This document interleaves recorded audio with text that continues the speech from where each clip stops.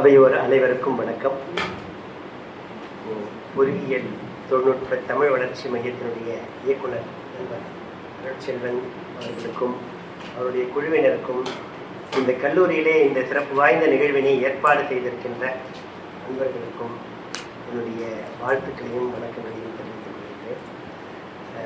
இந்த தலைப்பு ஒரு முக்கியத்துவம் வாய்ந்த தலைப்பு. ஏன்னா அறிவியல் பொறியியல் தொழில்நுட்பங்களை தமிழில் எழுதுதல் அப்படின்ற அந்த ஒரு தலைப்பில், அந்த ஒரு முனைப்பில் எங்குமே இப்படி ஒரு பயிற்சி வழங்குவதாக தெரியவில்லை. அந்த வகையில் இது ஒரு தனித்துவமான முயற்சி. இதை தொடங்கி பல காலமாக நடத்திய பிறகும் கூட மற்றவர்கள் இதில் இதே போன்று இதை எடுத்து செல்லக்கூடிய அன்பர்கள் குறைவாகத்தான் இருக்கிறார். அதனால் ஒரு ஒற்றை முயற்சியாக இருந்தாலும் கூட ஒரு தனித்துவமான முயற்சியாக இது அமைந்திருக்கிறது. இப்போது காலை அமர்வில் நண்பர் பேராசிரியர் சந்திரமோகன் அவர்கள் நல்ல அருமையான சில விவரங்களை, ஒரு விழிப்புணர்வூட்டும் விஷயங்களை எல்லாம் தெரிவித்தார். அதில் அந்த டிஎன்ஏ குறித்து கூட அவர் சொன்னார். கடைசியில் திருவள்ளுவருடைய குடும்பம், அவருடைய வழித்தோன்றல்கள் இருந்தார்களா என்று தெரியவில்லை என்று ஒரு கருத்து.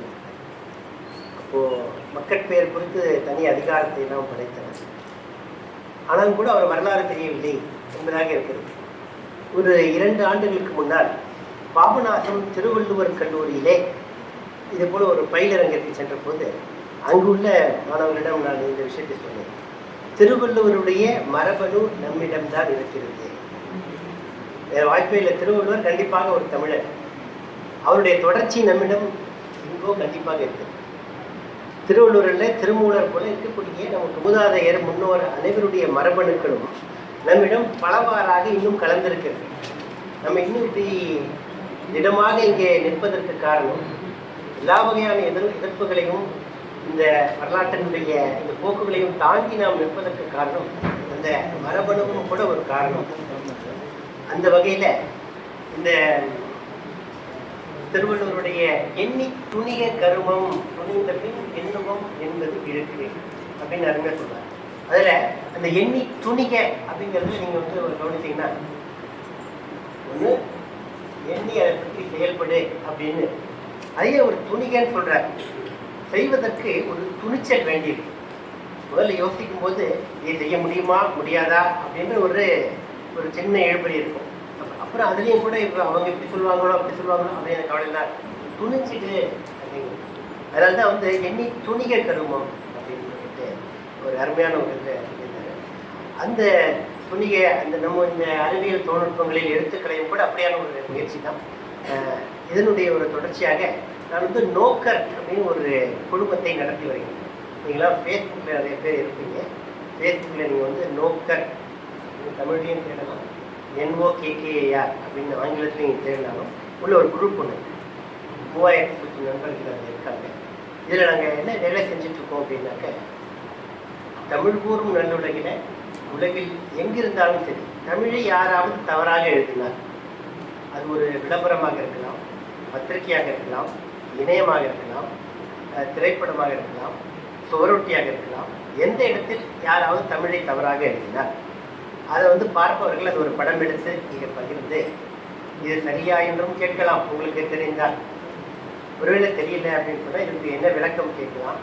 நாங்கள் அது மாதிரி பார்த்தோம்னா இதை எடுத்து இது சரி இது தவறு என்று அங்கே நாங்கள் சுட்டி காட்டுறோம். இப்படி எழுதலாம் என்று சில பரிந்துரைகளை நாங்கள் வழங்குவோம். அந்த வகையில் இது ஒரு ஒரு குழு செயல்பாடாக, ஒரு சோஷியல் ஆக்டிவிட்டியாக, ஒரு சமூக செயல்பாடாக நிறைய பேர் இணைந்து இந்த பணியில் பங்களிச்சுட்டு இருக்காங்க. இது ரொம்ப ஒரு முனைப்போட இருக்கு. நாங்கள் அந்த ஒரு இலக்கிலிருந்து விலகி வேற எங்கும் அதிகமாக செல்வது. தமிழினுடைய தரம், அதனுடைய அந்த பொற்குற்றம் பொருட்குற்றம் எந்த குற்றமும் இருக்கக்கூடாது. அப்படிப்பட்ட ஒரு கண்டென்ட் அப்படி உருவாக்க வேண்டும், அதை வெளிப்படுத்த வேண்டும் அப்படின்றது ஒரு நோக்கம். சரியாக யாராவது செய்திருந்தால் அதையும் பாராட்டும். ஸோ இந்த 2 பக்கத்துலையும் அப்படி கொண்டுருக்கோம். இப்போது இந்த தலைப்புக்குள்ள என்ன எழுதுகிறோம், ஏன் எழுதுகிறோம், யாருக்கு எழுதுறது அப்படின்னு சொல்லிட்டு நம்ம ஒரு முடிவு எடுக்கும்போது அதில் எந்த தலைப்பில் எந்த கோணத்தில் எந்த அணுகுமுறையில் அதை வந்து தொடங்க போகிறோம், எழுத போகிறோம் அப்படின்னு சொல்லிட்டு அந்த என்ன என்பதில் வந்து ஒரு ஒரு தீர்மானம் இருக்கு. அது முதல்ல நமக்கு உள்ளே வந்துருச்சு அப்படின்னு சொன்னால், எப்படி அந்த முதல் நூல் பிடித்தவொடனே மற்ற நூல்லாம் பின்னாடியே வருது பார்த்தீங்களா, அது மாதிரி நம்ம வந்து இழுக்க இழுக்க அது வந்துகிட்டே இருக்கும். அப்போது அந்த என்ன என்பதை முதல்ல வந்து தீர்மானிக்கும். அடுத்தது ஏன் எழுதுகிறோம் அப்படின்னு சொல்லும்போது வெவ்வேறு காரணங்கள். இப்போ ஒரு போட்டிக்கு நீங்கள் எழுதுறீங்கன்னா, இந்த போட்டியில் வந்து பரிசு வாங்கணும் அப்படின்னு ஒரு நோக்கம். இப்போ இத்தனை வார்த்தைகளுக்குள்ள இந்த மாதிரி அமைப்புக்குள்ள இருக்கணும் அப்படின்லாம் அதுக்கு ஒரு விதிமுறைகள். இதே நீங்கள் வந்து ஒரு விளம்பரம், ஒரு பிரச்சாரம் அப்படின்லாம் எழுதுறீங்க அப்படின்னு சொன்னால் அதுக்கு வேற ஒரு நோக்கம் இருக்கு. அது மாதிரி வந்து ஒரு பாடத்திட்டம் அப்படின்னு ஒவ்வொரு கண்ணோட்டத்திலும் அதை வந்து முன்வைப்பதற்கு வெவ்வேறு விதமான காரணங்கள். நம்ம எதுக்காக எழுதுகிறோம்? நம்ம பிரபலப்படுத்திக்கிறதுக்காக எழுதணுமா, அல்லது இந்த செய்தியை மக்களுக்கு சொல்லணும்னு எழுதணுமா? அப்படி அந்த ஒரு தெளிவும் இருந்து விட்டால் என்ன எழுதுகிறோம் என்பது தெரிந்து அதை வந்து ஏன் எழுதுகிறோம், இதை வந்து இவங்களுக்கு போய் சேரணும் அப்படின்னு எழுதுகிறோம் அப்படின்னு சொல்லிட்டா இப்போ யாருக்கு இப்போ ஒரு விஷயம் இன்னொருத்தருக்கு போய் சேரணும் அப்படின்னு நம்ம முடிவு செய்யும்போது யாருக்கு போய் சேரணும்? இப்போ இது மாதிரி வந்து பேராசிரியர்கள், ஆய்வாளர்கள் இவர்களுக்கு எப்படி அதை சொல்லலாம், அல்லது மாணவர்களுக்கு அதை வந்து எப்படி சொல்லலாம், அல்லது படிப்பறிவு இல்லாதவர்கள் என்றால் அவர்களுக்கு அதை எப்படி சொல்ல முடியும்? அது மாதிரி வந்து இது நிறைய டார்கெட் யூசர்ஸ் இதில் இருப்பாங்க. அது மாதிரி இது யாருக்கு எழுதுவேன், இந்த ஒரு தெளிவு நமக்கு இருந்தால் நம்ம எழுத போவதை முன்கூட்டியே இது வந்து ஒரு தீர்மானத்துக்கு நம்ம வரணும். ஒரு ஃப்ரேம் ஒர்க் நம்ம சொல்ல அந்த ஒரு கட்டமைப்புக்குள்ள இதுக்குள்ள வரும். இப்போ இது ரொம்ப முக்கியமான ஒரு இடம் உங்களுக்கு. இப்போ நம்ம என்ன எழுதுறோம், ஏன் எழுதுறோம், யாருக்கு எழுதுறோம் எல்லாம் நம்ம தீர்மானிச்சு. இப்போ நம்ம வந்து ஏதோ ஒரு விஷயத்தை எழுதணும், நம்ம மனசுக்கு தோணும். இது ஒரு சின்ன ஒரு பொறி மாதிரி தான் முதல்ல தோணும், இதை பற்றி எழுதலாமா அப்படிங்கிறது. பல நேரங்களில் நாமே ஒரு கருவியாகத்தான் இருக்கு. நாம் எழுதுகிறோம் என்ற அந்த இடத்துல நம்ம சொன்னாலும் கூட அந்த சிந்தனை பொறி நமக்குள்ள வருவது நம்ம கையிலே இல்லை. அப்படி ஒரு சிந்தனை பொறி நமக்குள்ள இதை பற்றி எழுதணும் அப்படி ஒரு யோசனை வந்துருச்சுன்னா அதை கெட்டியாக பிடிச்சிக்கணும். அந்த நேரத்தில் அந்த பொறியை விட்டு விட்டோம் என்றால் பிறகு அதே மாதிரியான ஒரு பொறி திரும்ப நம்மகிட்ட வருவதற்கு வெகு காலமாகும். வேறு மாதிரி தான் அது வரும், அதே மாதிரி வராது. அதனால இந்த மாதிரியான ஒரு ஒரு சின்ன பொறி நமக்குள்ள கிடைக்கும் போது அதை கெட்டியாக பிடித்துக் கொள்ள வேண்டும். அப்போ இதுல ஒரு முக்கியமான விஷயம் என்னன்னா, நிறைய பேர் விதவிதமாக இதை எழுதுகிறார்கள். எழுதும்போது சிலது ரொம்ப சிறப்பாகவும் இருக்கு, சிலது நிறைய பிழைகளும் இருக்கு. இப்போ சரியாக இருப்பதையும் நாம் வந்து தெரிந்து கொள்ளணும், எது பிழை என்பதையும் நாம் தெரிந்து கொள்ளணும். இப்படி இந்த ரெண்டுத்தையும் தெரிஞ்சு இது வந்து இந்த கற்பித்தல் முறையில இது ரொம்ப முக்கியமானது. சரியானது என்றும் அதை சொல்லலாம். இது தவறு என்றால் அதை தவிர்ப்பதற்கு நமக்கு ஒரு வாய்ப்பு இருக்கு. அப்போ இப்போ நம்ம வந்து சில விஷயங்கள் இதெல்லாம் நம்முடைய நோக்கர் சொன்னேன், இந்த நோக்கர் குழுவில் அண்மை காலத்தில் நம்ம பகிர்ந்த சில விஷயங்கள் தான் உங்களுக்கு காட்டுவோம். இதில் என்ன மாதிரியான பிழைகள்லாம் இப்போ சமகாலத்தில் இருக்குது. இது களத்திலிருந்து நேரடியாக வருது. நம்ம வந்து ஒரு கற்பனையில் ஒரு விஷயத்தை உருவாக்குது. இது அங்கங்கே வெளியில் வேறு வேறு இடங்களில் இருக்கக்கூடிய நம்ம காணக்கூடிய பல விஷயங்களை நம்ம வந்து இங்கே பார்க்குறோம். இதிலிருந்து நமக்கு வந்து ஒரு சில விஷயங்கள் நம்ம புரிந்து கொள்ளணும், எதை எப்படி எழுதலாம் அல்லது எழுதக்கூடாது. இதெல்லாம் இப்போ அண்மை காலத்தில் வரும். இந்த மாதிரி இதில் நீங்கள் பார்த்தீங்கன்னாக்க ஒரு விளம்பரம், காப்கா அகாடமியின் ஆன்லைன் பரதநாட்டிய வகுப்பு. ஆன்லைன்றத இலங்கை தமிழர்கள் அவங்க வந்து ஒன்லைன் எழுதலாம். அது எந்த நாட்டிலிருந்து நமக்கு தெரியாது. அதை கூட ஓரளவுக்கு நம்ம ஏற்றுக்கொள்ள இந்த டார்கெட் யூசர் தமிழ்நாட்டுக்கு அவங்க எழுதுவதாக இருந்தால் அதை ஒன்லைன் வந்திருக்க முடியாது, ஆன்லைன் தான் அதை எழுதி. இப்போ ஒன்லைன் குழந்தைகளுக்கான வகுப்பு. அடுத்தது பார்த்தீங்கன்னா 6 முதல் 14 ஆண்டுகளுக்கு. இதே ஆங்கிலத்தில் இது எப்படி இருக்குன்னா 6-14 இயர்ஸ்ன்னு இருக்கு. அப்போது ஒரு கூகுள் டிரான்ஸ்லேஷன் மாதிரி ஒன்றில் என்ன பண்ணிட்டாங்க, இயர்ஸை வந்து வயதினருக்கு அப்படின்னு எழுதியிருந்தா நமக்கு எளிமையாக புரிஞ்சிடும். ஆனால் அவங்க என்ன பண்ணிட்டாங்க, ஆண்டுகளுக்கு. அப்போ உங்களுக்கு இதில் வந்து ஒரு அர்த்தமே மாறி போகுது. அது அந்த வகுப்பே வந்து 6 முதல் 14 ஆண்டுகளுக்கு நீளக்கூடியது போன்ற ஒரு தோற்றம் இதில் வந்தது. அப்போது சொல்லக்கூடிய செய்தி வந்து மாறி போகுது தெரியும். அதனால எழுதும்போது நம்ம வந்து யாருக்கு எழுதுறோன்றதும் அவங்க முக்கியம். அதே நேரத்தில் அந்த கருத்து மாறுபடாமல் அதில் வந்து கூர்மையாக அந்த விஷயத்தை சொல்வதற்கும் நம்ம இதில் இருந்து தெரிஞ்சுக்கணும். ஒரு நண்பர் கேட்குறாங்க, இது மாதிரி வந்து தமிழக அரசினுடைய ஒரு இணையதளத்தில் இப்படியான ஒரு பக்கம், அதில் அவங்க வந்து கேட்குறாங்க கேப்சா குறியீடு அப்படின்னு கேட்குறாங்க. இப்போ கேப்சான்னு போட்டிருக்காங்களே, நிறைய பேருக்கு புதிதாக இணையத்திற்கு வரக்கூடியவங்க கூட கேப்சானா என்னன்னு தெரியாது. இப்போ குழப்பமா இருக்கும். அப்போ இது என்ன சொல்லலாம்னு ஒருத்தர் கேட்டிருந்தார். நான் அவருக்கு வந்து ஒரு பரிந்துரையாக வந்து சரிபார்ப்பு குறியீடு அப்படின்னு கொடுக்கலாம் அப்படின்னு நான் அவங்களுக்கு சொல்லியிருக்கேன். இப்படித்தான் நம்ம வந்து நம்ம இருக்கக்கூடிய சூழல் இந்த மாதிரி தான் இருக்குது. இப்போ இதிலிருந்து தான் நம்ம வந்து நிறைய விஷயங்களை திருத்த வேண்டியது. எதை எப்படி எழுதலாம் அல்லது எழுதக்கூடாது. இப்போ நம்ம நோக்கரில் இன்னொரு அன்பர் இந்த செய்தியை பகிர்ந்திருக்கார். இதில் நீங்கள் பார்த்தீங்கன்னாக்க சன் நியூஸ் தமிழில் வந்திருக்கக்கூடிய ஒரு செய்தி. வீட்டில் இருந்தே வேலையாம், மோசடி கும்பலிடம் படித்த பெண்ணே ஏமாந்த சோதனை. இப்போ இதில் என்ன பிரச்சனை? இப்போ என்ன மோசடி கும்பலிடம் இந்த பெண் படித்தது போன்ற ஒரு பொருள் இங்கே வந்துருச்சு. அப்போ எவ்வளோ ஒரு பெரிய ஒரு குழப்படி நடந்துச்சுப்பாரு. அவங்க சொல்ல வந்த செய்தி வேற, ஆனால் இங்கே அவங்க சொன்ன செய்தி வேற. முதல்ல என்ன பண்ணிருக்கணும், படித்த பெண்ணே மோசடி கும்பலிடம் ஏமாந்த சோகம் அப்படின்னு போட்டிருந்தா அந்த செய்தி எளிமையாக புரிஞ்சிருக்கும். ஆனால் ஒரே ஒரு சொற்றொடரில் ஒரு சில சொற்கள் மாறி வரும்போது எப்படியான குழப்பத்தை தருகின்றது என்பதை உணர்த்ததான் என்ன. இப்போ இது நம்ம வந்து பாலாஜி டென்டர்னு ஒரு மருத்துவமனைக்கு போனேன். இங்கே இது மாதிரி ஒரு காட்சி பாருங்க. பின்வரும் பிரச்சனைகள் எந்த நை போட்டுட்டாங்க? 3 சுழி நை. உங்களுக்கு தெரியுதா? பார்த்தீங்கன்னா உங்களுக்கு தெரியும். பிரச்சனைகள் 2 சுழி நை போடும். உங்களுக்கு உள்ளனவா அப்பல் பூச்சம், வாய் துர்நாற்றம், இந்த ஈர் போடக்கூடாது. பல்லாடுதல், பல்வழி, மருத்துவரை பாருங்கள். இப்போ வரும் மேலான இப்போ போட்டுறாங்க பாருங்க. மருத்துவரை பார்க்க வேண்டுமா? அப்போ ஒரு இலக்கணப்பிழையும் இருக்கக்கூடாது, எழுத்துப்பிழையும் பிரச்சனை மாதிரி எழுத்துப்பிழையும் இருக்கக்கூடாது. இது மாதிரி வந்து அந்த ஸ்பெல்லிங் நம்ம சொல்லக்கூடிய அந்த எழுத்துப்பிழையும் அதில் இருக்கக்கூடாது. அப்படி இல்லாமல் இருந்தால் ஒரு முதல்ல என்ன ஆகும்? இந்த மாதிரி ஒரு செய்தி நம்ம எழுதும்போது அது இருக்கிற பிழை தான் நமக்கு முதல்ல கண்ணில் போடும். அப்போது நம்ம அதனுடைய எந்த நோக்கத்துக்காக அது போட்டிருக்காங்களோ அதை விட்டுட்டு வேற ஒரு பக்கம் நம்மளுடைய சிந்தனை புரியும். அப்போ நம்ம எழுத போகும்போது முதலில் அந்த பிழை இல்லாமல் எந்த அடிப்படை பிழைகள், இலக்கண பிழைகள், மொழி சிக்கல்கள் இதெல்லாம் இருக்கக்கூடாது. பிறகுதான் அதில் வந்து நடை என்ற பகுதிக்கு நம்ம அடுத்தது. இப்போ இது வந்து ஒரு மின்சார வாகனத்துடைய ஒரு விளம்பரம். செலவில்லா பயணம் செய்ய நீயும் புகைவிடாத உன்னை ஓட்ட நானும், வேறென்ன வேணும், நீ மட்டும் போகும். இது திரைப்பட பாடம் போல இருக்கு. இதில் என்ன தப்பு பண்ணிட்டாங்கன்னா அவங்க வந்து வேறென்ன வேறு என்ன என்று வர வேண்டிய இடத்துல வேர் அந்த மரத்தினுடைய வேரை குறிப்பது போல வேறென்ன வேணும் அப்படின்னு. அப்போ இது மாதிரி வந்து ஒரு எளிதில் புரியக்கூடிய எளிய நடையில் தான் அது இருக்க வேண்டும். அந்த எளிய நடையும் பிழை இல்லாமல் இருக்கும். இப்போ ஒரு விஷயத்தை அவங்க கொண்டு வந்தாங்க. எளிய நடையில ரொம்ப ஈஸியாக வந்து நம்ம நினைவில் வைத்துக் கொள்வது போல ஒரு வசனத்தை எழுதுறாங்க. ஆனால் அதில் வந்து ஒரு பிழை விட்டுருக்காங்க. அதான் நம்ம இப்போ அண்மையில் சுதந்திர தின விழா தேனி மாவட்டத்தில் நடந்திருக்கு.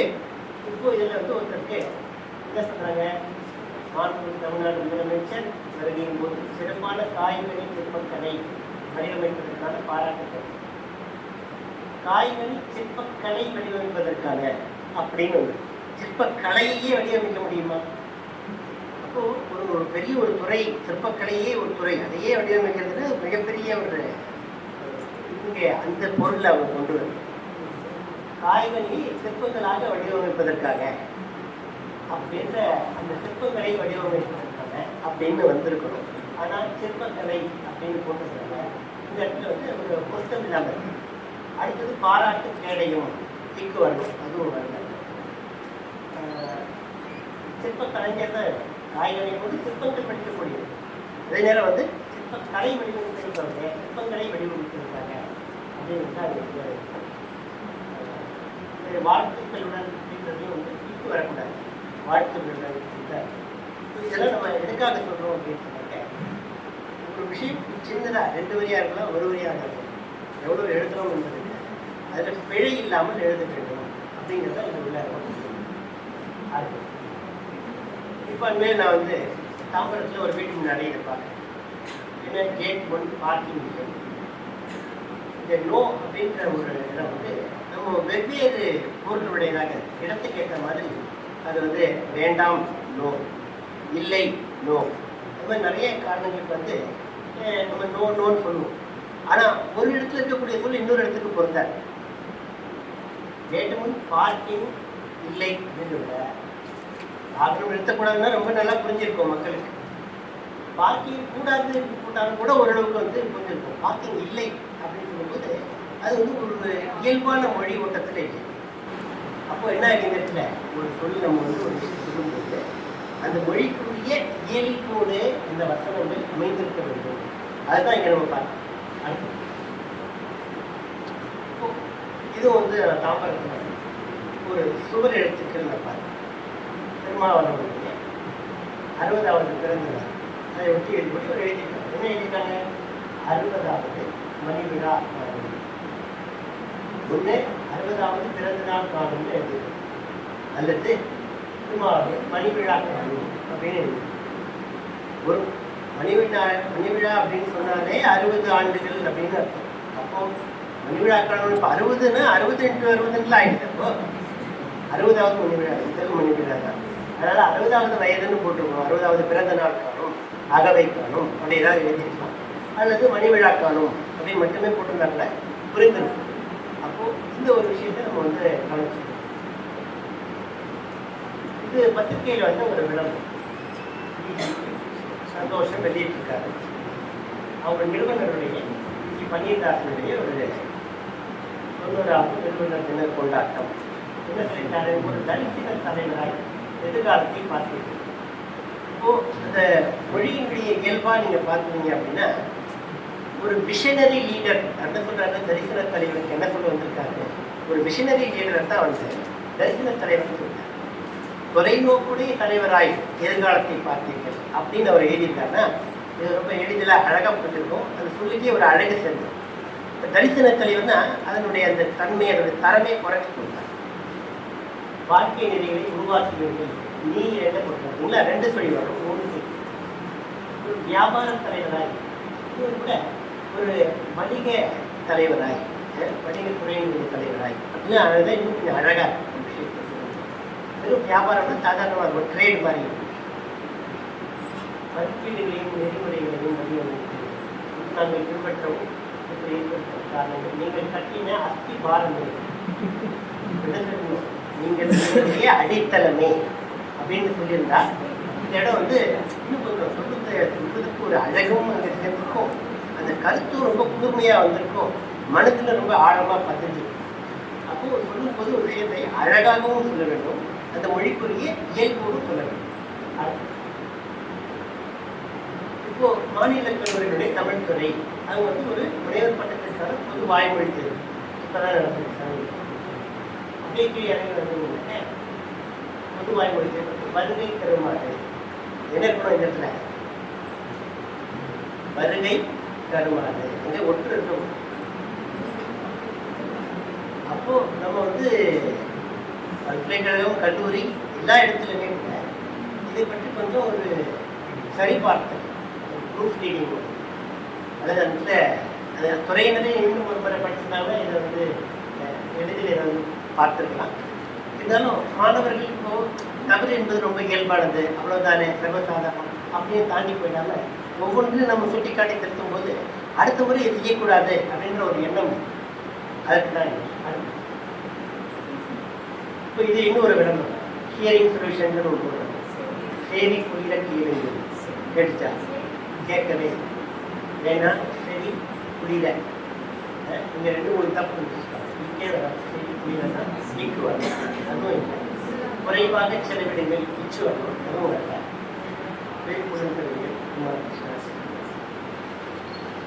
இப்போ ஒரு பிழையோடு ஒன்றை ஆரம்பிக்கும் போது நம்ம ஏற்கனவே சொன்ன மாதிரி அந்த பிழை நம்ம மனசில் அந்த வந்து பொருளினுடைய அந்த நோக்கமே வந்து மாறிடும். இது வந்து ராஜஸ்தான் முதல் பெரிய வந்து இதை வெளியிட்டிருக்காரு. முதல் பக்கம்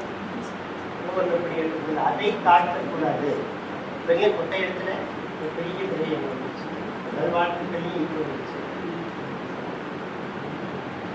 அப்போ அவங்க இதை உருவாக்கினாலும் இப்படியான விளம்பரங்கள் வேறொரு ஏஜென்சி மூலமாக தான் வந்து பத்திரிகைகளில் வெளியிடும். அந்த ஏஜென்சியிலே என்ன பண்ணுவாங்கன்னா இதை முறைப்படி ப்ரூஃப்லாம் பார்த்து அப்ரூவ் பண்ணி இதுதான் பத்திரிகைக்கு கொடுப்பாங்க. அப்போ அதுலேயே இந்த மாதிரி பிழைகள்லாம் இருக்குது. இப்போ நம்மளுடைய பொறுப்பு ஒவ்வொரு இடத்துலையும் கூடுது. ஒரு இடத்துல நம்ம சின்ன கவனக்குறையில் கொஞ்சம் விட்டுட்டோம் அப்படின்னு சொன்னால் அது என்ன இது மொட்டை எடுத்துட்டு ஒரு பெரிய எழுத்தாக மாறி பெரிய மாறி இது நாளைக்கு அழிச்சிட முடியுமா? பத்திரிகையில் பிரிண்ட் ஆகிடுச்சு, பல லட்சம் பிரதிகள் எல்லாம் வந்துருச்சு, இணையத்தில் வந்துருச்சு. இது நாளைக்கு இதை வந்து மாற்ற முடியுமா? போனது போனதா, பிழை நடந்தது. அப்போது நடப்பதற்கு முன்னாடியே கூடிய வரைக்கும் இந்த மாதிரி பிழைகள் இல்லாமல் நாம் வந்து செய்தால் இன்னும் சிறப்பாக இருக்கும். இதை நீங்கள் பார்த்ததுன்னா வெவ்வேறு இது இன்னொரு எக்ஸசைஸ். இது பாருங்கள், இது நம்ம வந்து நான் வல்லமை இன்னொரு மின்னதில் நடத்திட்டுருக்கேன். ஒரு 12 ஆண்டுகளாக தொடர்ந்து நடந்துட்டுருக்கு. இந்த யூஜிசி அப்ரூவ்டு ஜெர்னல் 2 வருஷம் யூஜிசி அதை அப்ரூவ்லாம் பண்ணியிருக்கு. ஆய்வு கட்டுரைகள்லாம் நிறைய வெளியிட்டு ஆய்வு கட்டுரை தவிரவும் நிறைய படைப்புகள்லாம் வெளியிடும். இதில் ஒரு இலங்கையை சேர்ந்த ஒருத்தர் பத்திரிகை எழுதியிருக்காங்க. இந்த நடை எப்படி இருக்குது அப்படின்றத நீங்கள் கவனிக்கணும்.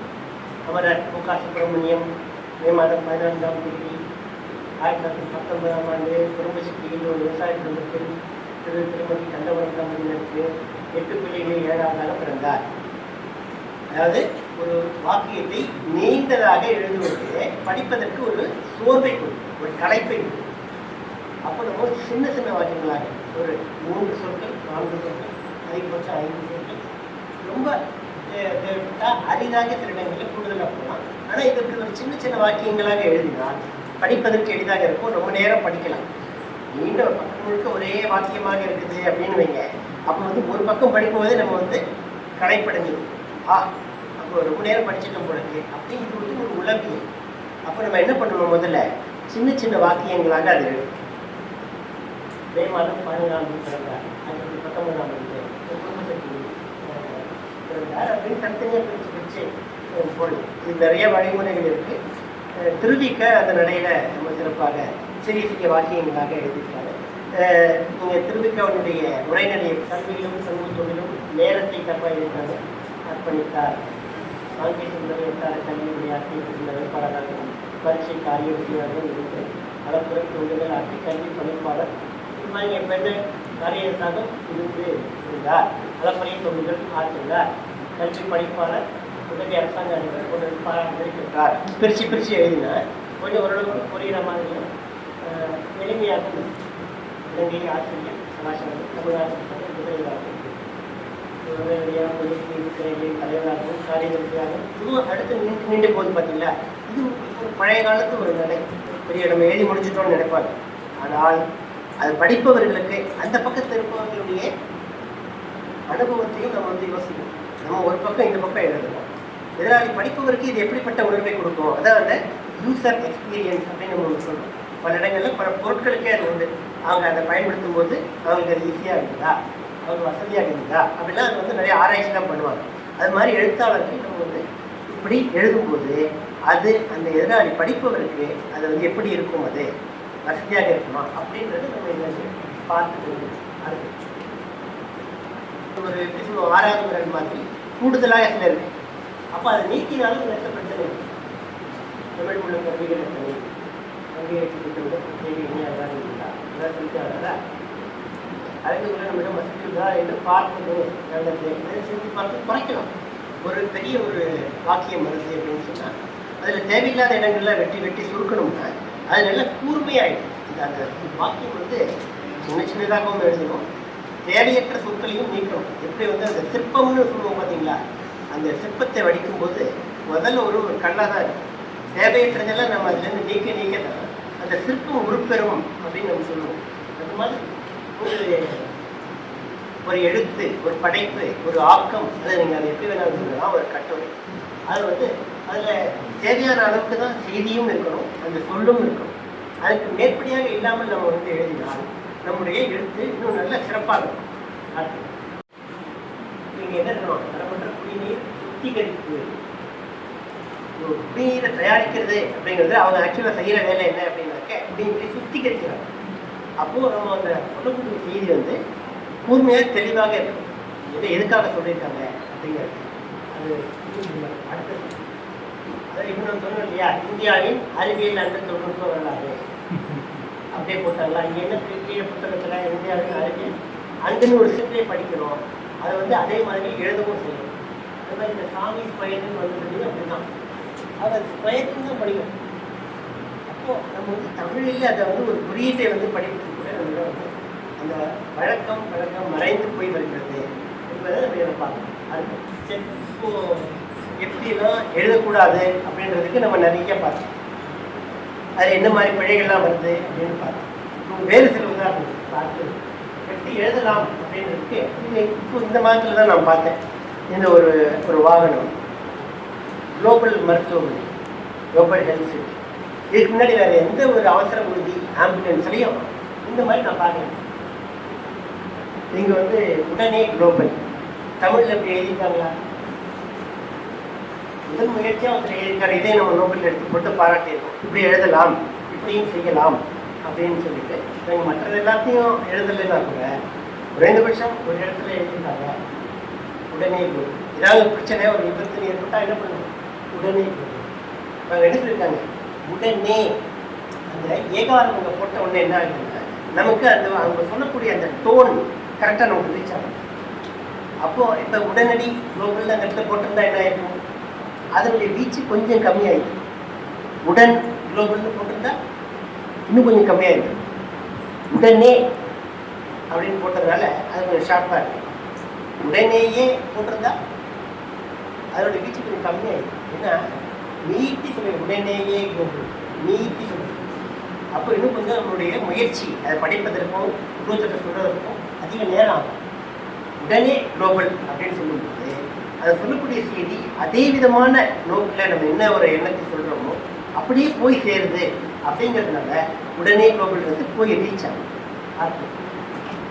அவங்க ஒரு சந்தேகம் மொழியில் இருக்குது அப்படின்னு சொன்னால் அதை எங்கே போய் தீர்ப்பது, யார்கிட்ட போய் தீர்த்து கொள்வது அப்படின்னு யோசிக்கும் போது இங்கே நீங்கள் வந்து ஒரு செய்தியை இங்கே ஒரு போட்டிங்க அப்படின்னு சொன்னால் நிறைய பேர் உங்களுக்கு உதவிட்டு வருவாங்க. இப்படியான அடுத்து இப்போ என்னென்ன இங்கே பண்ணுறோன்னா பிழையை திருத்துறோம், விவாதங்கள், கலந்துரையாடல் அதெல்லாம் பண்ணுறோம். யாருக்கு ஐயம் கேட்டால் சொல்கிறோம். புதிய இதுக்கு என்ன சொல்லணும்னு யாராவது கேட்டால் புதிய சொல்லாக்கம் கொடுக்குறோம். அதிகாக இருக்கிறதையும் பாராட்டுறோம். மொழி தொடர்பான செய்திகள் இது எல்லாமே நம்ம பண்ணிட்டு அடுத்தது இது வந்து அவள் கிச்சன் வந்து ஒரு கற்றுக்கு இதில் இவ்வளோ ஆங்கில சொற்களை அவங்க வந்து பயன்படுத்தியிருக்காங்க. இங்கே வந்து தேவையற்ற ஆங்கில சொற்களை போட்டு குவித்து ஒரு விஷயத்தை வந்து ஒரு ஸ்டைல், ஒரு நடை அப்படின்ற ஒரு பெயரில் இது மாதிரி வந்து ஒரு அந்நியத்தன்மை ஏற்படுது. அந்த விஷயத்தை பார்த்தோட ஸ்டைலிஷான ரெசிபி போட்டு கணக்க தெரியுமாவா ஓனோ attract recipe just recipe simple and useful சேரம் celebration items, variety, healthy food, microwave oven, jet, seasonal, variety food. இந்த நடை வந்து ஏதோ நம்ம இங்கே பார்க்குறோம் இல்லையா, நிறைய எஃப்எம் சேனல்ஸ்லாம் நீங்கள் பார்த்தீங்கன்னா இந்த மாதிரி நடையில் தான் அவங்க பேசுவாங்க. இந்த விஜய் டிவியில் வரக்கூடிய இந்த நீயா நானா நிகழ்ச்சியை பார்த்தீங்கன்னா நிறைய பேர் அதுக்கு பேசுகிறவங்க நிறையா பேர் பாதிக்கு பாதி இது மாதிரி கலந்து பேசுவாங்க. ஆச்சரியமாக இருக்கும். விஜய் டிவிலையும் இருக்கும், ஆனந்த விடன் குமுதம் இது மாதிரி பத்திரிகையில் எடுத்து பார்த்தாலும் அவர் நிறையலாம் ஏதாவது அவங்க ஏதோ ஒரு திரைப்பட விமர்சனம் ஏதாவது ஒன்று எடுத்து பார்த்தீங்கன்னா அதுலேயும் அப்படி தான் இந்த மாதிரி நிறைய ஆங்கில சொற்களையும் கலந்து எழுதும்போது அது எதுவும் அதுதான் ஒரு யூத்துகளுக்கு பிடிச்ச மொழி அப்படிலாம் நினச்சிக்கிறாங்க. அது மாதிரிலாம் ஒன்றும் இல்லை. எளிமையாக எழுதுனா எல்லாருக்குமே நல்லா புரியும். அப்போது நம்மளாம் ஒரு மயக்கமும் இப்படி எழுதினா தான் இவங்களுக்கு புரியும் நம்மளாம் நினச்சிக்காம புரியும்படியாக எழுதினா, எளிமையாக எழுதினா நல்லதாக இருக்கும். அதனால் தேவையற்ற ஆங்கில குழப்பையும் வந்து தவிர்க்க வேண்டும். இது அதே தான் ஒரு படத்தினுடைய ஒரு விமர்சனம் போட்டிருக்காங்க. விகடன் தான் இது. Okay idea. சீனியர் ரோடி பட்டனு கேட்ட காஜா மாடல் ஹீரோ இவர் நாயகன் சொல்லக்கூடிய கூடுதல் ஸ்வீட்டு சேர்த்து வசீகரிக்கிறார். ஃபிக்ஷன் பெர்ஃபெக்ட் ஒளிப்பதிவு.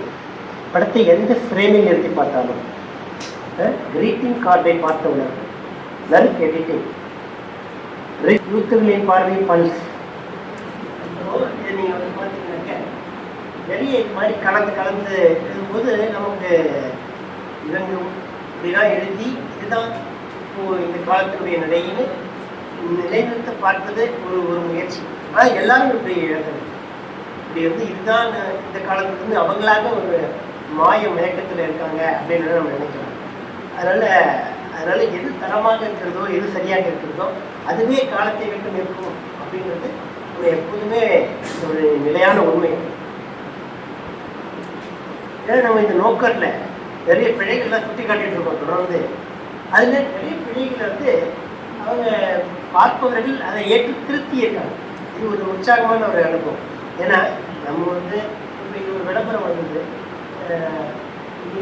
வேண்டாம் மேக்ஸமாக இருக்கக்கூடியது பழக்கமாகிவிடாது ஆகி வந்து இதெல்லாம் போட்டு இது வந்து புரியலை இது அப்படின்னு சொல்லிட்டு இதெல்லாம் அவங்க போட்டு அது பிறகு அவங்க கொஞ்சம் வந்து மனச்சத்தின் நிவாரணம் வாய்ப்பட்டு விடுது. நம்முடைய விளம்பரம் வந்த பிறகு நம்முடைய அதில் ஒரு மதிப்பாய் போடுறது எப்படி சிக்கல்கள் இருக்குது, பேட் சஃபா எடுத்துக்கொள்ளுங்கன்னா என்னது, பேட் சஃபானா என்னது, எடுத்துக்கொள்றதுனா என்னது.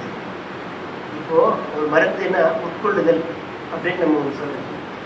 அது வந்து எடுத்துக்கொள்ளுதல்னா கையில் எடுத்துக்கல இதுவும் எடுத்துக்கணும்.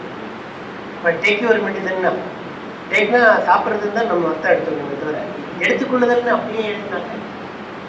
அப்போ நம்ம எல்லாம் கொஞ்சம் சொன்ன பிறகு அவங்க மாற்றிட்டாங்க வேற ஒரு முறை. இது ஒரு இடத்துல வந்தது திருவாரூர் மத்திய பல்கலைக்கழகம் அதை பற்றிய செய்தியில் திடீரென கல்லூரி நிர்வாகம் வர வேண்டாம் என கூறியுள்ளது. மத்திய பல்கலைக்கழகம் மேலே இருக்கு. இதை நம்ம வந்து கல்லூரி சுற்றி காட்டணும். அடுத்த உடனே அவங்க தெரிஞ்சுட்டாங்க இது என்ன பல்கலைக்கழக நிர்வாகம் அப்படின்னு மாற்றிட்டாங்க. இது புத்தகத்தினுடைய புத்தகம் என்பது இன்ஃபிட், இந்த உலக தமிழ் தகவல் தொழில்நுட்ப மன்றம் அவர்களுடைய ஒரு மாநாட்டு மலர். அதற்காக அவங்களுடைய பெயர் வந்து உலக தமிழ் தகவல் மன்றம். இது வந்து உலக தமிழ் தகவல் தொழில்நுட்ப மன்றம்னு இருக்கணும் அப்படின்னு நம்ம வந்து சுட்டி காட்டணும். அது உடனே திருத்தி இதை திருப்பி மாற்றி போட்டாங்க. இன்னொரு விளம்பரம் அதாவது இது வந்து நுண்கோட்டில் இருக்கக்கூடிய ஒரு பிரச்சனை. ஆனால் அதை வந்து அது வெளியிடுபவர்கள் அது விளம்பரமாக வெளியிடப்படுது. அது சரியாக எழுத்துக்கள் சரியாக இருக்கான்னு பார்த்து தான் அதை வெளியிடணும். ஆனால் அவங்க வந்து சரியாக பார்க்காம அந்த எழுத்து பிரச்சனையை அப்படியே போட்டாங்க. அதை சுட்டி காட்டணும். பிறகு அவங்க மாற்றி போட்டாங்க. உஜாலா எந்த மொழியை பயன்படுத்த விட விலை இல்லாமல் முதல்ல எழுதுங்க அப்படின்னு நம்ம சொல்லியிருக்கோம். அதுக்கு ஒரு மொழி போட்டுருக்கோம். இதில் வந்து ஒரு புத்தகத்தினுடைய தலைப்பு கொடுத்துருக்காங்க. இந்த எழுத்தாளர் பெயர் தப்பா இருக்குது அப்படின்னு ஒரு அவங்க மாற்றிக்கிறாங்க. இதற்கு இது இன்னொரு விளம்பரம். உங்கள் வளரும் குழந்தைகளுக்கு கொண்ட உணவு பானம் நிலை. இந்த உணவு பானம்னு இருப்பதுங்களா, இந்த பானம் வந்து 2 சுழினா வருவாங்க. 3 சுழி போட்டுட்டாக்க அது வந்து ஒரு பானம்னு உருவாங்க. அப்படி உருவாங்க. அந்த அர்த்தம் பானம் போட்டாங்க. அப்போ உணவு பானங்களையுமே இங்கே தப்பாக இருக்குது நம்ம கொடுத்துருக்கோம். ஆனால் அடுத்த இடத்துல இந்த பானங்களையும் மாற்றிட்டோம். இது வந்து நம்ம மொழி அப்படின்ற அந்த ஒரு கண்ணோட்டத்தோட சேர்த்து அந்த விளம்பரம் இந்த மண்ணுக்கு பொருத்தமாக இருக்கா, நமக்கு ஏற்ற வகையில் இந்த லோக்கலைசேஷன் அப்படின்னு நம்ம சொல்லுவோம். நான் அந்த லோக்கலைசேஷன் அந்த துறையில் சில ஆண்டுகள் ஒரு 5-6 ஆண்டுகளுக்கு மேலாக அதில் பணியாற்றேன். அந்த கண்ணோட்டம் என்னென்னா லோக்கலைசேஷன் அந்த மண்ணுக்கு ஏற்ற மாதிரி இருக்குதா அப்படின்னு. இது வந்து ஊபர் ஆட்டோடைய விளம்பரம் என்ன சொல்லுது, உங்கள் விருப்பப்படி பயணிக்கலாம், வேகம் இல்லை, உங்கள் இடத்திலே பிடிக்கலாம். உள்ள வந்து கை கட்டிட்டு போகிறாரு, கை கட்டிட்டு இந்த மாதிரி ஆட்டோவில் போகிறது. அவங்க என்ன பண்ணுவாங்கன்னா பொதுவாக ஏதோ ஒரு இடத்துல ஒரு மாநிலத்துக்காக ஒரு படம் அல்லது ஒரு விளம்பரத்தை முடிவு பண்ணுறாங்கன்னா எல்லா மாநிலத்துக்கும் அப்படியே போட்டுறது. அதே விளம்பரத்தை அந்த மொழியை மட்டும் மாற்றி எல்லா பக்கமும் அப்படியே போட்டுறது. அப்படி போடுறது பல நேரங்களில் பொருத்தமாக இருக்காது. இது மாதிரி எந்த கையெல்லாம் கட்டிட்டு வந்து போகிறவங்க வந்து ஆட்டோவில் போவாரா அப்படின்னு நம்ம வந்து அதை கேட்டிருந்தோம். பிறகு அவங்க வந்து அதை இந்த பேரம் ஆட்டோ 25 இதோட ஆரம்ப வாடகை 25 அவங்க வந்து அதில் மாற்றிட்டு இதுலேயும் வந்து பார்த்தீங்கன்னா ஆரம்ப பிரபலங்களினுடைய மொபைலை ஹேக்கிங் செய்தால் அது வந்து ஹேக்கிங்கிறதே செய்கிறது தான் செய்வதே செய்யும்போது ஹேக்கிங்னு வருது. இப்போ ஹேக்கிங் செய்தாலும் இன்னொரு முறை சொல்ல வேண்டிய அவசியம் இல்லை. ஹேக்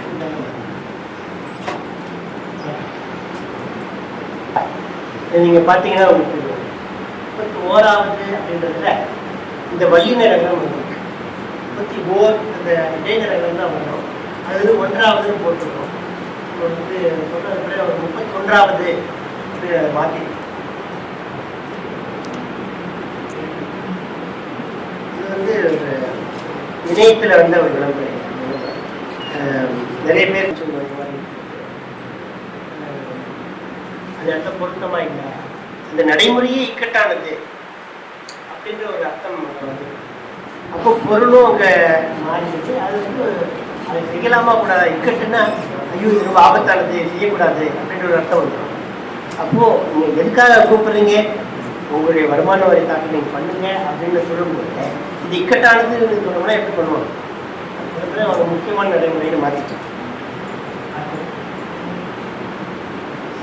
இவங்களோட எப்போவுமே நிறைய விளம்பர பிழைகளுடைய பார்த்தீங்கன்னாக்க 70,000 சதுரடி பர்னிச்சருக்கான பிரத்யோக இடம் பார்த்தீங்களா, பிரத்யேக இடம்னு பிரத்யோக இடம்னு ஒன்று மாத்திர பிரத்யேக கொடுக்குறாங்க. பெரிய முன்பக்க விளம்பரம்லாம் கொடுப்பாங்க. இங்கேயே வந்து முன்பக்க விளம்பரம்லாம் கொடுக்குறதுன்னா ஏகப்பட்ட செலவு பண்ணணும். அதாவது 100-200 கொடுத்தோம்னா இதை வந்து செம்மையா தெரிஞ்சு தருவாங்க. இன்னும் யாரும் கேட்டால் இலவசமாக கூட அதை யாராவது பண்ணி தருவாங்க வந்து கேட்டாங்க. ஆனால் அதுக்கு அவருக்கு அந்த ஒரு நடைமுறை இல்லை. அது வந்து ஒரு பிழை இல்லாமல் இருக்கணும், சரி பார்க்கணும் அப்படின்ற அந்த ப்ராசஸ், அந்த நடைமுறை சரியாக இல்லாததுனால பெரிய லெவலில் நிறைய இடங்கள்ல இந்த மாதிரி உள்ளுக்குள்ள நிறையா இருக்கும். அது வந்து கொஞ்சமாக தான் மாற்றி இதில் வந்து இன்ஃபிட்டுடைய ஒரு இணையதளத்தில் ஒரு ப்ரெஸ் ரிலீஸ் அது வந்து 2017 அப்படின்னு 2107 வந்துச்சு. இப்போ இந்த 2017 அப்படின்னு மாற்றினாங்க. ஒரே ஒரு நம்பர் தான், 4 நம்பரில் கொஞ்சம் இடம் மாறினாங்க, பெரிய ஒரு அர்த்தமே மாறிடுச்சு. அதனால ஒவ்வொரு இடத்துலையும் கொஞ்சம் கவனமாக இருக்காங்க. ஞானிகள் ஏன் ஊருக்குள் வருகிறது சுட்டி காட்டிருக்கோம். அடுத்த நாள் அவங்களுடைய வேற ஒரு பதிப்பில் அவங்க ஏன் ஊருக்குள் வருகின்றன, இது யாரும் வந்து வருகின்றன எழுதுனா யாரும் வந்து பத்திரிக்கை வாங்க மாட்டேன் அப்படின்னு யாரும் சொல்ல போகிறது. ஆனால் பெரும்பாலான பத்திரிகைகள் என்ன பண்ணுறாங்க, அந்த பன்மையெல்லாம் விட்டுட்டு எல்லாத்தையும் ஒருமையிலேயே அப்படி அழகாக எழுதினாலும் அது படிப்பதற்கும் வந்து நமக்கு வந்து இனிமையாக இருக்கும், ஒரு நெருடலாக இருக்காது. யானைகள் வருகின்றன, யானை வருகிறது அந்த இடத்துல வந்து அந்த ஒருமைப்பன்மையெல்லாம் நம்ம கொஞ்சம் கவனிச்சு இப்போ தாமரம், நெல்லை, அந்தோதயா, இப்போ இது எப்படி எழுதுறது, 2-3 இந்த சஜஷன் நம்ம லோக்கல் குரூப்ல நீங்க பார்த்தீங்கன்னா அந்தியோதயா இப்படியும் ஒருத்தர் வந்து குறிப்பிட்டார். அந்தியோதயா அப்படின்னு அந்தியோதயா அப்படின்னு எழுதலாம், அதெல்லாம் போடணும். அவங்க வந்து அந்தியோதயான்னு ஒன்று வந்து பொருத்தமாக எடுத்துருக்காங்க. வெறும் அந்தோதயான்றோட அந்தியோதயா அப்படின்னா இன்னும் கொஞ்சம் வந்து அதை சொல்றது சரியா இருக்கும். நமக்கு வந்து நம்ம சொல்றதுக்கும் சரியா இருக்கணும், கேட்கறதுக்கும் வந்து நம்ம சரியான ஒரு லைனை பிடிக்கணும். வேற லைன் ஏதாவது பிடிச்சிருக்கோம், சரியான லைனை பிடிக்கணும் இல்லையா? அதுதான் அதேதான். இது வந்து நம்ம ஒரு இடத்துல அந்தோதயா இடத்துல அந்தியோதயா. இப்போ தினகரன் என்ன பண்ணாங்க, அந்தியோதயா இதை ஒரு சின்ன திருத்தமாக பண்ணாங்க. இது வந்து இது கீழே வந்து இந்த வெறும் இங்கீடின்னு இருக்கு, ஈ இல்லை இந்த இடத்துல. அதுக்கு இந்த இடத்துல வந்து இங்கிடின்னு மாறி இருக்கு, தெரியுதா? இருக்கு இந்த இடத்துல இங்கிடின்னு இருக்கு, இந்த இடத்துல ஈ இங்கிடி இருப்பாங்க. இது மாதிரி வந்து நம்ம ஏதாவது ஒரு சுட்டி காட்டினோம் என்றால் அதை மக்கள் கவனிக்கிறார்கள். சரியான திருத்தமாக இருந்தால் அதை ஏற்றுக்கொண்டு திருத்துகிறார். இதெல்லாம் அதுக்கான உதாரணங்கள் தான். நம்ம கண்டுக்காம நடக்கிறது இப்படித்தான் அப்படின்னு விட்டுட்டு போயிட்டோம்னா இந்த பிள்ளைகள் தான் இப்படியே தான் இருக்குது. ஆனால் நம்ம வந்து சுட்டி காட்டியிருந்தாலும் நடந்த பழக்கம்னா யாராவது கொஞ்சம் பேராவது அதை காது கொடுத்து கேட்டு திருப்பி நாங்கள் வந்து இந்த சரி பண்ணிக்கணும்னு திருப்பிடுவோம். அதனால இது ஒரு நல்ல நடைமுறையாக இருக்குது. அதாவது நீங்கள் எங்கேயாவது ஏதாவது நீங்கள் எழுதினாலும் சரி, அதாவது நீங்கள் போகும்போது வரும்போது எங்கேயாவது ஒரு பிழையை பார்த்தாலும் சரி, இதே ஒரு படம் எடுத்து அங்கே வந்து அது வந்து இப்படி எழுதக்கூடாது இப்படி எழுதலாம்னு சொல்லலாம். அல்லது அந்த கடை தெரிந்தவர்கள் அங்கேயே இருக்காங்க அந்த உரிமையாளர்கள்லாம் அப்படின்னு சொன்னால் அவங்கள்ட்டே சொல்லலாம். உங்களுடைய பெயர் பலகையிலே பிழை இருக்குது, உங்களுடைய விளம்பரத்தில் ஒரு பிழை இருக்குது, கோயில்கள் வேறு நிறைய அரசு அலுவலகங்கள் இவர் தனியார் அலுவலகங்கள் எல்லா இடங்கள்லையுமே பிழைகள் ஏன் இவ்வளவு பெருகி இருக்கு அப்படின்னு சொன்னால் நம்ம அதை கவனிக்காம விட்டதுனால தான் இவ்வளவு பெருகி இருக்கு.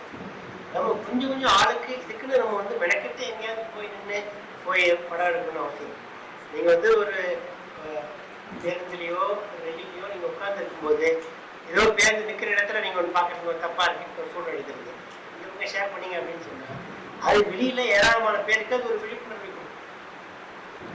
அந்த வகையில வந்து இப்ப நீங்க எங்க நடந்து போயிட்டு இருக்கீங்க, அங்க ஒரு பாக்குறீங்க, ஒரு பெட் நோட்டீஸ் உங்க வீட்டுக்கு வருது, அதுல ஒரு பிழை இருக்கா படம் எடுத்தாங்க.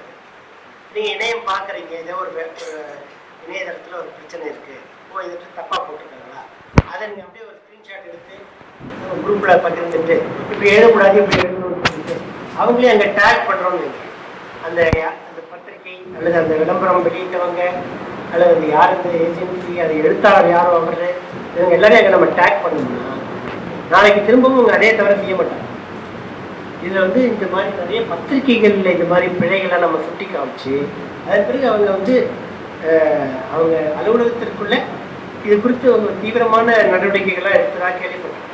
அவங்க வந்து இனிமேல் இந்த மாதிரி பிழைகள் வராமல் இருப்பதற்காக கொஞ்சம் வந்து கவனத்தோட அந்த பத்திரிகைகள்லாம் இன்றைக்கும் செயல்படுகின்றன. யார் பார்க்கறதுக்கு யாராவது அவங்க இருக்காங்க, நம்ம நாளைக்கு வந்து அவங்களுக்கு பதில் சொல்ல வேண்டியிருக்கோம். மக்களுக்கு தான் நம்ம வந்து அவங்களுடைய பிரச்சனையை தான் அதெல்லாம் சொல்லிட்டு இருக்கோம். அதனால வந்து இது மாதிரி நம்மளும் அப்படி ஏதாவது பார்த்தால் எழுதலாம். கூடிய வரைக்கும் பிழைகள் இல்லாமல் அது செம்மையாக எழுதலாம். அது எவ்வளவு பெரிதாக எழுதுறோம் அப்படின்றது முக்கியம் இல்லை. எழுதுவதை தவறு இல்லாமல் அது வந்து சொற்குற்றமோ பொருட்குற்றமோ எந்த வகையிலையும் வராதபடிக்கு அதை எழுதுவது நமக்கும் நல்லது, படிப்பவர்களுக்கும் நல்லது. இதுதான் நம்முடைய எந்த நோக்கத்துக்காக எழுதுகிறோமோ அந்த நோக்கத்தில் நம்ம வெற்றி பெற வேண்டும் என்றால் நம்ம சரியாக எழுத வேண்டும், பிழை இல்லாமல் எழுத வேண்டும் அப்படின்றத நம்ம இந்த இடத்துல ரொம்ப தெளிவாக புரிந்து கொள்கிறோம். இது மாதிரி பல மொழிகளையும் தொடங்கியிருக்கோம். தமிழ்ல நிறைய பேர் பங்கெடுத்திருக்காங்க, மற்ற மொழிகளையும் கொஞ்சம் வந்து இது வந்து நோக்கர் ஹிந்தி. இதில் ஒருத்தர் வந்து இதில் ஹிந்தியில் வந்து எழுத்துப்பழி இருக்கு அப்படின்னு போட்டிருக்காரு. நோக்கர் ஹிந்தியும் ஒரு குரூப் வச்சிருக்கோம், அதுலேயும் அதில் ஷேர் பண்ணியிருக்கோம். நோக்கர் மலையாளமும் இருக்கு. நீங்கள் மலையாளம் தெரியும்னா நீங்கள் நோக்கர் மலையாளத்துக்கு சேர்ந்துக்கலாம். அரபிக்கும் இருக்கு. விஷயம் உங்களுக்கு ஏதாவது ஒரு கட்டுரையை சரிபார்க்கணும்னு நினைத்தாலும் கூட இன்னைக்கு நீங்கள் அனுப்பலாம், நம்ம அதை வந்து செய்யலாம். உங்களுக்கு வேறு ஏதாவது பயிற்சிகள் தேவைப்பட்டாலும் கூட நீங்கள் சொல்லலாம். இது நல்வாய்ப்புக்கு நன்றி.